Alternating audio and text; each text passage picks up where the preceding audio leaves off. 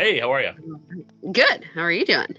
I'm good. Everybody, thanks for tuning in. This is another episode of Realtors Who Rock. I've got my friend Amy Spillman with me. She is a realtor with Century 21 Scheetz, and we've known each other at least 5 years at this point. Done some business together, and kind of on the same trajectory. Kind of almost got in around the same time, and met early on, and have learned quite a bit in those 5 years. So thanks for joining me today. Absolutely. Thanks for having me. So why don't we just going to kick it off? Tell us a little about you. What did you do before real estate? How did you get into real estate? What's your journey been like? Yeah. Was there life before real estate? What was that? So I've been in it about 5 years on the residential side. I worked at Simon Property Group before I got into residential. I was with them for 8 years. So always in a sales capacity my entire life. I've been in sales, varying publications, Indianapolis Star, things like that. But I actually met the owner of our brokerage, Century 21, Tracy Hutton, at Simon because she was a client of mine there. So it was an interesting thing to, really truly know the broker before you get into the brokerage, because we had worked together for several years before, but it had been in reverse when she was my client. But I just had a lot of, admiration and respect for her as a businesswoman and leader. And so to me, there was no other choice but to join her when I decided to get into real estate. Wow. Yeah, that is kind of a rare to know the owner of such a thing, the powerhouse like Tracy before getting in. Yeah, you really didn't have any other choice if you were going to go into real estate. Yeah. Heaven forfend she find out that you exactly. That's right. So what's this year looked like for you? What have you been accomplishing so far? Yeah. So, it has been an actually really great year for me and for the team. So that was, one of the things that has shifted in the past 5 years is that I started out as an individual. And then over the past couple of years, I've been slowly adding and growing a team. So we've been expanding, which has been excellent because it's given me the opportunity to really dive into more of the things I enjoy and love about real estate, and be able to sort of offload some of my administrative tasks to my right-hand woman, Christy. So that's been great for us this year. It's really allowed us to grow. The year's been good, honestly. I kind of budgeted for it to be similar or flat even to what we were at last year, or maybe even slightly under with just the interest rates, situation going on and what we were trying to prognosticate was going to happen at the beginning of the year. But truly, we have seen a lot of success. I mean, it's been okay. And, I think that just kind of comes with the time frame that we're at right now in our careers. Like you and I are, similar timing in this. I think you do kind of get to a point at like the 5-year mark where you start to really get referral business. You start to get repeat business. Even, people are like in your industry refinancing a home that they may have purchased from you 5 years ago or whatever's going on. So I've been very lucky to have the opportunity to help people again, a second time, and to have them refer people to me. So it's been a pretty good year so far. And we look like we're going to finish really strong. That's awesome. Prognosticate is a great word. Yeah. Yes. Yeah. Word of the day, Merriam-Webster. Yeah, I've got some cool word bingo over here. We're going to start checking those off. So. And then you added a team member too. You said, right? Was it Jen? When did Jen come on board? Yep. So we've got Jennifer Schwant on board. She's excellent. She and I used to work together at Gleaners Food Bank way back when. We were both volunteers, but she was in a much more formal capacity. She was running like the volunteer show, and I was just a lowly volunteer. But we both worked together on the fundraising event that they do every year, the Harvest Moon Gala. And I just saw her in her, greatest fundraising form, and I thought, oh my gosh, she'd be excellent in real estate. And we've kept in touch. And she decided this year to really pull off the Band-Aid and go full bore, and she's just killing it. She's doing great. So it's been really fun to watch her have some success too. I love that. One thing I love talking about realtors is whatever you did before real estate, there's so many transferable skills when you come to real estate. I mean, you as a realtor, you are 100 things to thousands of people. Oh, and God, yes. No matter what you did before, whether you were a dishwasher or a CEO, there's transferable. What kind of things would you say you brought with you from Simon? What kind of what would you say?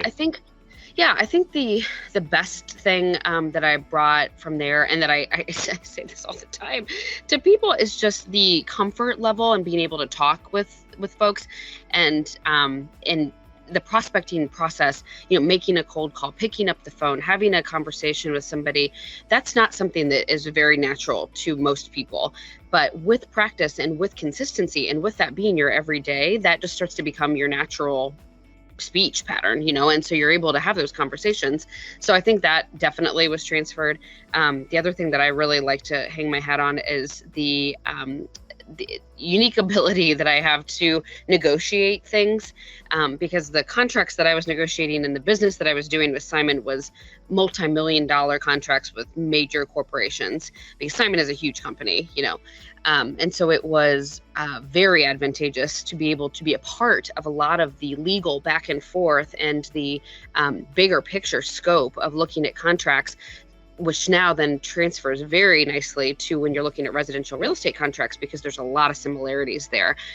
So that part for me has been great. And I've been able to really help a lot of clients by knowing the ways to negotiate and to look at what to look out for to protect their best interests. Yes. Y'all, Amy is a heck of a negotiator. You see her like almost foaming at the mouth talking about the process. she's not good at it, just not good at it. She likes it too. I like it too. I like it. Oh, that's great. That's great. So thinking of the whole scope of your real estate career, what would you say your favorite transaction has been? Favorite transaction ever? I know you gave me a heads up on this one. So I've been thinking for weeks on what would be my very favorite one. And I honestly think it's really hard to pinpoint exactly one, but I did have one this past year that really just kind of warmed my heart. We had a family that was trying to relocate here from Missouri to be close to their son and his new baby. And they hit every single bump in the road, and it was not for any fault of their own. It was just with the dynamics of the economy and with the area they were selling their home in, and we were building a home for them here, and there was some supply chain delays that happened, delayed processes, and I mean, gosh, just you name it, it was tough. It was a hard one, and we really did get to a point one day where it was looking very bleak. I mean, just almost impossible that this was going to happen. They weren't selling their home. They weren't going to be able to move forward on the one here. We were flip-flopping at 8 ways from Tuesday trying to figure out how to get it to work, and it just was looking so bleak. And then it was just like kind of the heavens opened, in a miracle. Ultimately, we did end up getting it all closed and moved. And the true and sincere relief and joy that family experienced and showed even on their face was just like the reason that you do real estate. I mean, it was so much more than just moving a residence. It was their entire life, their future, their their retirement plan was resting on this ability to get their home sold and move to Indianapolis, and to see it slipping away, but then to watch it then come back and be saved. It was just incredible. And they were so, very, very grateful and so kind. And, there was just so many good things that came from that. And, so I think that's probably my favorite one, but there's so many, and for so many different reasons, and it's just like you said, we're so many things to so many people in the real estate process that I think I've seen it all. So there's a lot of little glimmers, to it, but that one just really stands out to me.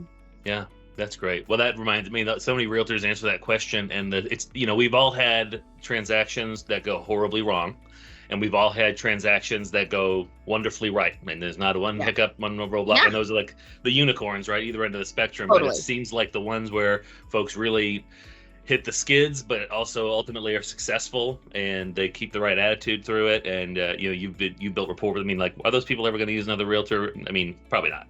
Yeah, right. Yeah.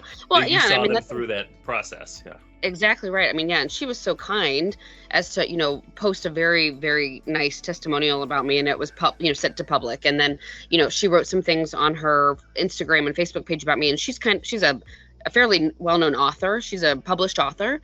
And so, that went out, to more people than just, her cousin and her, sister-in-law or whatever. It was much broader than that. And I deeply appreciate that. So then now we've covered the best. What's the least favorite transaction? Why was it your least favorite? Oh, Justin, what a question. I think I think unfortunately who we now refer to as they who must not be named. That's exactly right. Unfortunately, you and I have seen, I think, the worst together on not one, but maybe two transactions that were pretty rough. So yeah, you have that, right? It's part of the process. It's a numbers game in real estate. You're going to have one that's not great. Not everything is rainbows and fruity farts and freckles. It's gonna be a challenge, and some people contribute to that and some circumstances contribute to that. And I think, unfortunately, in the couple that we had together, that was both. We had some really difficult people, and then we had some really unfortunate circumstances too. So that perfect storm created a pretty rough road. But honestly, I love that we've had those experiences, because I think back on those often, and I really, really made different choices on how I progress with people in transactions when I start to sense it might be going like that. So I learned from that. And I actually have a drawing up in my office about one of them that we had. And I had quick story. I had a gift made for them in advance of the closing. And we thought we'd be closing on that house. And I had somebody hand draw up a picture of the house.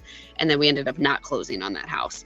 And I could have just thrown that in the trash or given it to whoever, but I saved it and I put it up on my wall. And I look at that every day in my office as a reminder of like, one step at a time, Aim, one step at a time. We got to, don't put the cart before the horse here on things. So yeah, there's learnings in all things. That's great. Kept it as a trophy. That's right. Yes.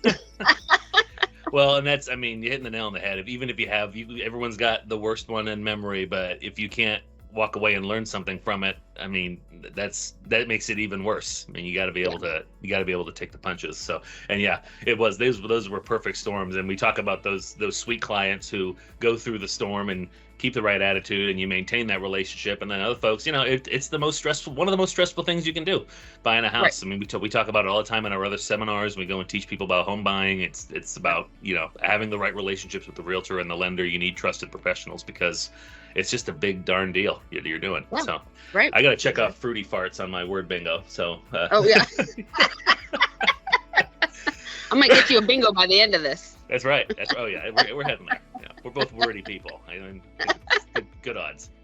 So what would you say are some of the habits and routines that have set you up for success? What are some of your dailies? Oh my gosh. You know what? This is such a funny question, because I have listened to, I can't tell you how many podcasts and read so many books about routines, and starting your day in the same way every day, and writing affirmations and running 5 miles and, eating oatmeal and standing on your head. And this is the path to success. And I just can say wholeheartedly at this juncture in my life, I do not have a routine, but I have gosh darn managed to still be successful, This is very reminiscent of your podcast with Tracy.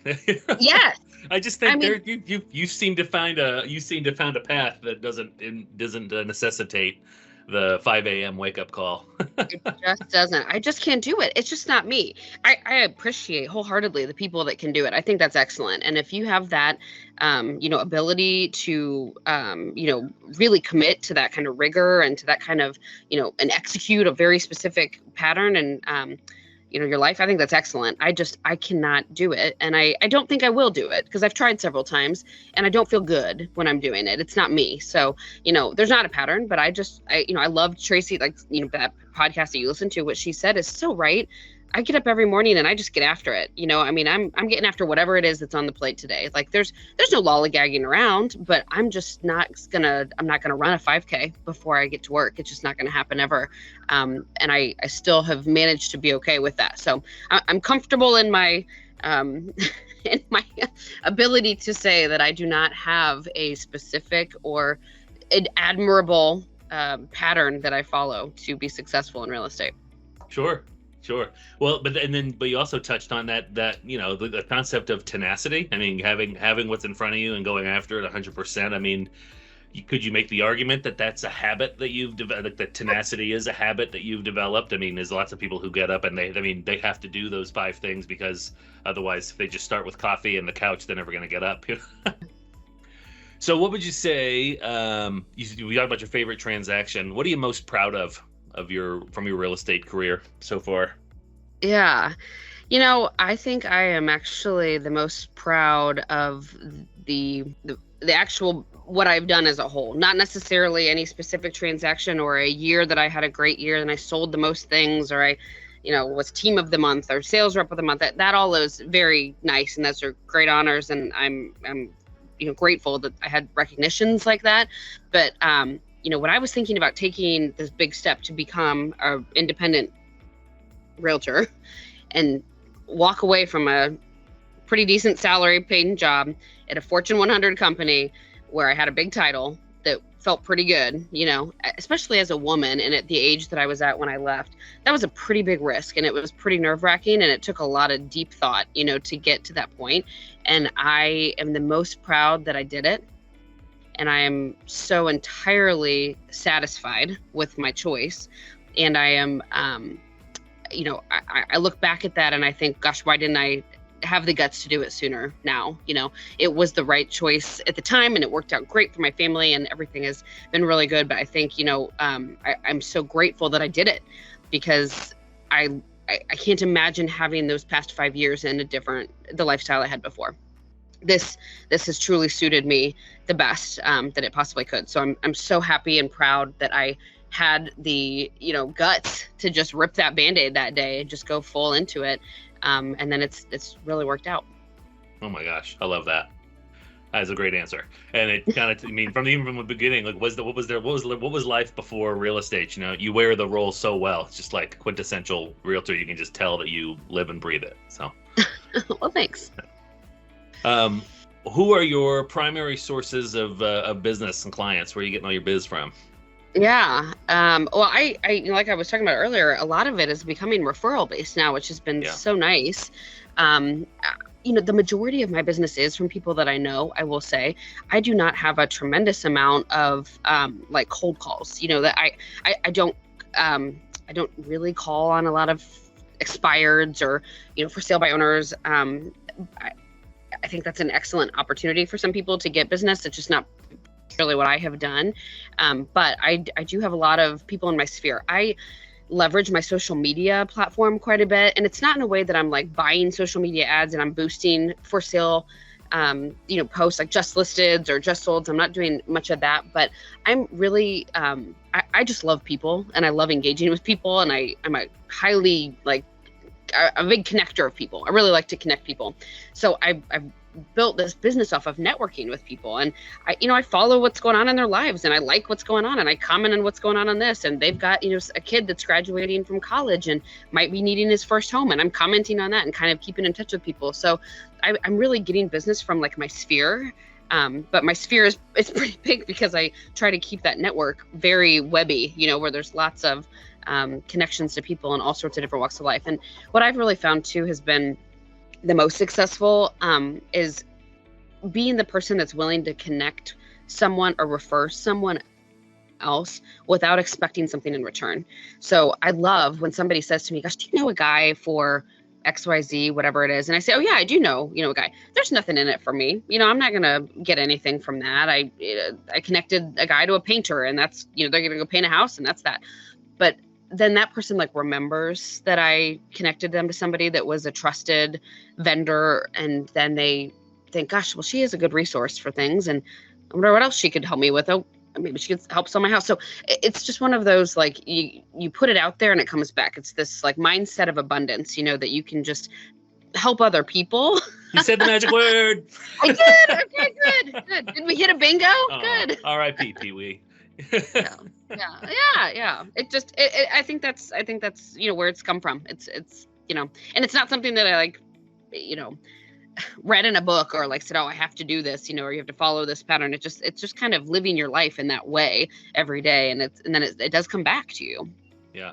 Well, you might not have read it in a book, but how many books are that's the exact theme. Is I think of the little one I read, you could read it in a sitting. It's called The Go-Giver, and it's that exact mindset of you put it out there, you put good out there, and it comes back around. And I think our industry is a great example of that abundance mentality. It just feeds you later on, and there's almost never a linear connection. I made this connection for this person, and I got this deal because of that. But it just that breeds business to be network. And I think there's a whole other whole other interview we could have about integrity and being the real you, being a genuine you, and networking in a genuine way, and not doing it, in a seedy sort of car sales type. I don't want to throw the car sales out of the bus, but stigmas are stigmas for a reason. So yeah. But you're right. I mean, I think people, they sniff it out. I mean, if you reek a BS, they know that. People realize that that's not a genuine person. They don't want to do business with you. They don't want to be friends with somebody like that. That's not gonna, be successful. It might get you something like one time, and that's a very transactional type of deal. And there are salespeople that thrive in that, where it's just like one-offs. They just keep going through transactional one after the next. But then I don't feel like that's building a lifelong business. You can survive now, but what about down the road? How are you going to get your business? You can't always be depending on transactional interactions like that. Right. And that's so true of you too, because I'm a big fan of your social media work, and I see all that. When we talk about your sphere, it's like you have been doing this. You have been this way long before real estate. You have college girlfriends, you have Simon workmates, you have previous coworkers. So you've stayed active in your spheres long after you left that realm, and not just because you became a realtor. It's like you clearly stayed connected apart from that. So I love it. That's my favorite thing. Yeah. Which is funny, I think, in our industry, especially I wouldn't say friends, but when it comes to family, either people really like working with their family members and want to be that go-to, or they really don't. They'd really rather not. I know. I mean, it can be tough. That is true, because it is a very personal thing, and involving money and finances and all of that can be awkward, But to each their own. You got to find the right fit. Right. Yeah. And you mentioned social media, so kind of a nice segue into the next question. How are you marketing your business? What kind of marketing techniques are you using? Yeah, we use a tremendous amount of social media. That's where we focus all of our efforts. To be honest, we do some other things. We do some postcards. We do some, events for our clients, and we have people, we give pies away at Thanksgiving and just like nice things like that. We have a big Halloween event. We do some Christmas things that are nice. But social media has been where we show all of that, where we display what we've done. And that's also where we follow up, with things that we've done with real estate. So not only are we showing what's going on with the industry and what's going on with our business, we try very hard to become a resource for people. So we're putting out content that's interesting to people all the time. And I want things to be really digestible. I want it to be something that is a tidbit, a talking point that you can chat with, friends at a dinner party about.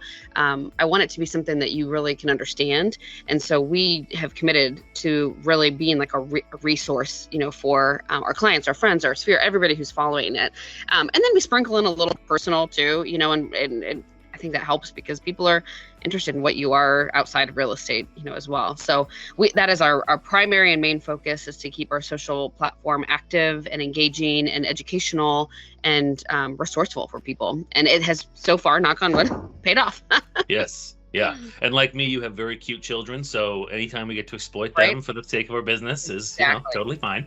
Exactly. Listen, it's a family business. Okay. Yeah. It is. That's right. I love that. Okay, switching gears a little bit, what advice would you have for a new realtor joining the industry, which this would be a weird year to jump in? I feel like we've heard of a lot of licenses kind of sloughing off, kind of going in referral, and the numbers are shrinking. Not necessarily, I don't hate that. I hate that on the lending side. Yeah, lenders can probably hit the road. But if you were a new realtor joining, what would you tell them? What advice would you have? Yeah.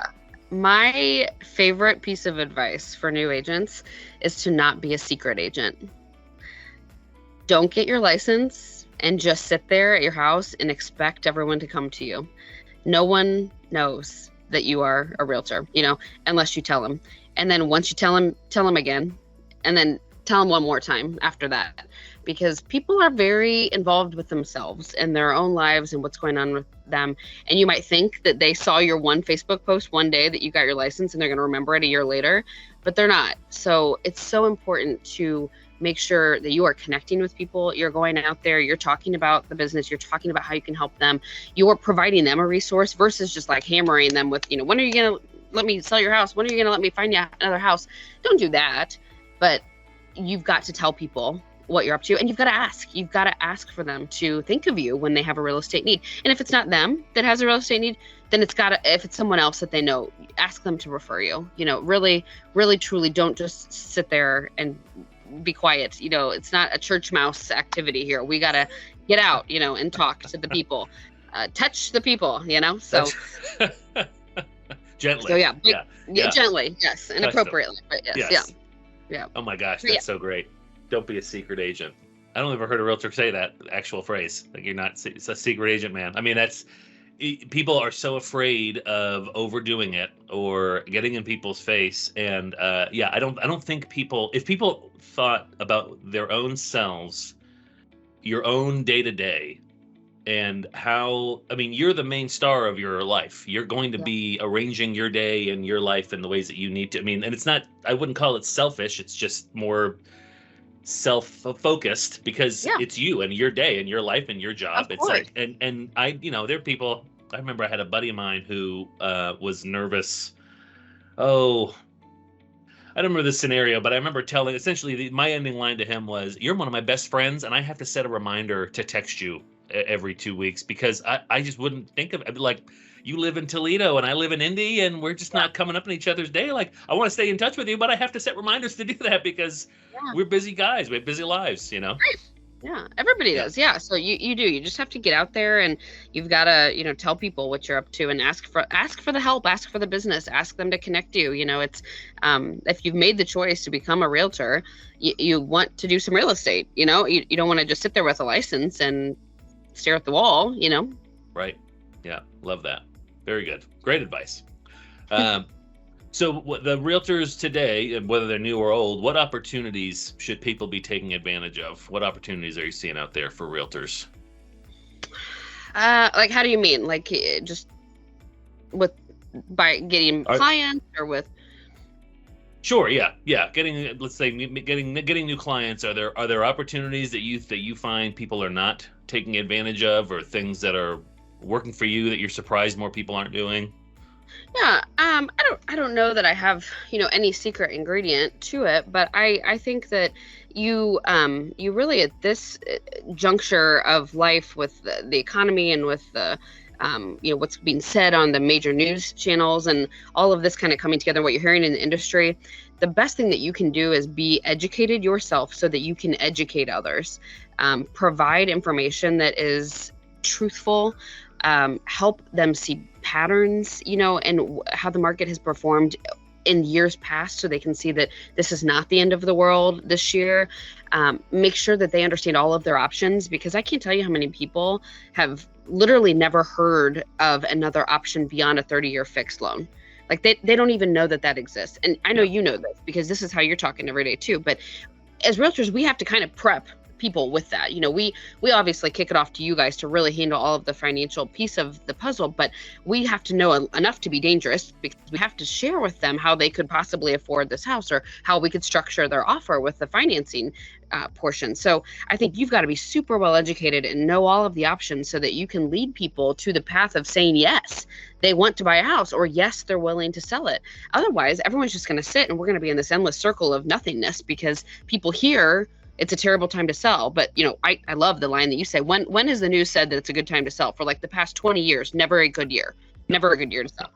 So it's just a matter of finding the right way to sell or buy and what fits for those people. But you got to know those options. So I think, that's the best thing you can do right now, especially if you've got some downtime. If you're not, flush with clients and you're not very, very busy, take that time to invest in learning, go to those continuing ed classes that are talking about what's going on in the market, read the NAR website, follow what's going on with my board. I mean, they are providing invaluable resources to us, and it's all part of your membership. So take advantage of it and be able to speak intelligently to people. And then that will guide them, and that will eventually turn into business, because you will have become a trusted resource to them, and they will be grateful to you for that. I love that. Yeah, no, that went a very different direction than, not that I didn't have any assumed answers, but the idea of investing in yourself, there's so much self-starting entrepreneurialism that you need as a realtor anyway, but I think that might be an overlooked area where folks just think they know what they know. And we've both come across agents in our time that have stopped trying to grow or trying to advance, so they feel like they've arrived, and 5 years, it doesn't take very long before you start smelling that person's not up to speed. Yeah. You gotta stay up on the trends and what's going on and be educated. This is like you said, it's too big of a purchase. It's too much of a decision for people to go into it lightly. So you've got to know your stuff. Love that. So the best advice you gave new realtors, don't be a secret agent. Would you say that's also the best piece of advice you ever received? Or is there a different piece of advice that you would say is the best piece? I mean, that certainly is a great piece of advice I received. Absolutely. Yeah. Gosh, I've gotten so much great advice over the years. I really wish I think maybe one of my biggest regrets in life is not writing it all down. I really wish that I'm serious. I think about this a lot. I joke. It's a good thing you have a photographic memory, because you can probably just recall it all. So I know, but see, if I had written it, then I could recall it, like very, very well and outlined on a page. But, I wish that I had written it down, because I think that'd be an excellent book. But I mean, there's still always an opportunity, because you're learning something new every day. You're growing every day. You're expanding, your horizons every day in this industry. So I'm sure there's more and more advice that I will get and that I will now make a note to jot down. But yeah, I mean, I think, going back to the secret agent thing, absolutely, really thinking of this industry and this lifestyle from a place of abundance, supporting other realtors, making industry friends. There's really so much out there, and there's enough for all of us. And you're not always the right fit for someone, but gosh, wouldn't it be nice to be able to refer to one of your friends or your colleagues, or, whatever makes sense there, and support others. And, we always have to remember too, that there's two sides to this transaction. So, we want to be competitive in a healthy way, but you don't want to be so competitive that you're working against yourself when you come across someone on the other side of the table. Because even if I'm representing the buyer, I've got to have a whole transaction with the seller and the seller's agent. We've got to get along. We've got to work together to get across that finish line. So you just have to, I think, really make sure that you're thinking about it in a positive way, that you're, opening up yourself to opportunities to make those connections with other fellow people in the industry. And you're not saying, I can't be friends with them, or I can't interact with them because they might steal my business. That's not a good look. That's not good. It's hard to wear so that well. I think that's probably one of the better pieces of advice that I've gotten to. I mean, gosh, there's so many. I mean, we could have a whole nother, podcast on that alone. We'll have a part 2. I'll have you write it all down. Right. And then we'll go through I will. I love that. The collaboration, though, it's where it's at. I mean, there's so many folks in this industry that have that mindset, and then there's lots that don't. And, it's unfortunate, because there's so many realtors, and I think it's not even an 80-20 rule anymore. It's like a 90-10, like 10% of the realtors are doing like 90% of the business. Oh, absolutely. Yeah. Which means 90% of the realtors are either not doing a lot, or not keeping up, or just staying licensed for various reasons, but not, and there's, it stinks that realtors can get a bad rap, because it only takes one bad transaction on the consumer side to be like, realtors, lenders. Right. But there's so many folks who are doing it well. And the people who collaborate. I mean, I'm the same way on the lending side. I love having friends from different lending brokerages, different banks. I mean, I am, there's a humility in it that knows that I don't do it all. I don't have every program that's available to a consumer to buy a house. But to know that I have friends in the industry that I trust to treat clients well, and to hand that off, and to not be, I mean, yes, there is a competitive side, especially if they're shopping me and this specific person. Well, sure. But to handle that with grace, it's a whole other. That's a soft skill. That's not. Well, and I mean, I think that in all things in life, this rings true, but especially in our industry, rising tide lifts all boats. So. Just thinking of it from that standpoint, it just, there is enough for all of us. There's enough for all of us. We can all get along. We can all work together, to collaborate for the better good, of the industry. And we have to do that. You really do. You have to protect the industry's reputation as well. Yeah, that's awesome. Well, where can listeners learn more about you, reach out to you? I've already mentioned there's a great podcast, a great name called Speakeasy. I'm sorry, I buried the lead, but go ahead. Oh, that's great. No, thank you. Yeah, so I do have a podcast called Speakeasy with Amy Spillman. That is on Spotify, Apple Music, wherever your podcasts are found. It's on all of those platforms. The theme of that is that it's all the questions that you were always too afraid to ask. So we've had some guests on there, and we've asked some great questions about things that people are just too nervous to ask about, so it's been fun to do. My website is thespillmangrp.com, so like Spillman Group, but without the vowels in there. And I'm at Century 21 Scheetz, so you can find me. I'm on Instagram, I'm on Facebook. I'm in the office. Come chat anytime. I've got a group that I host bi-monthly events for women mentoring. It's called Spark. We do that. I'd love for people to come, listen to our speakers there, get engaged in that program. It's something that I'm passionate about. So, lots of different ways to find me and interact. And she's out there, people. I'm out there. And stay tuned for the speakeasy episode coming up with a very special guest star. Yes, we did a little classic back scratching trade here. I'll do your podcast and you do my webinar. Right. Love it. That's exactly right. Yes, I'm excited for that. That should be out next week. Oh, okay. All right. Mark your calendars, y'all. Yes. Good deal. Well, thanks so much for joining me today. It's been great. Always great to chat with you. Yeah, you too.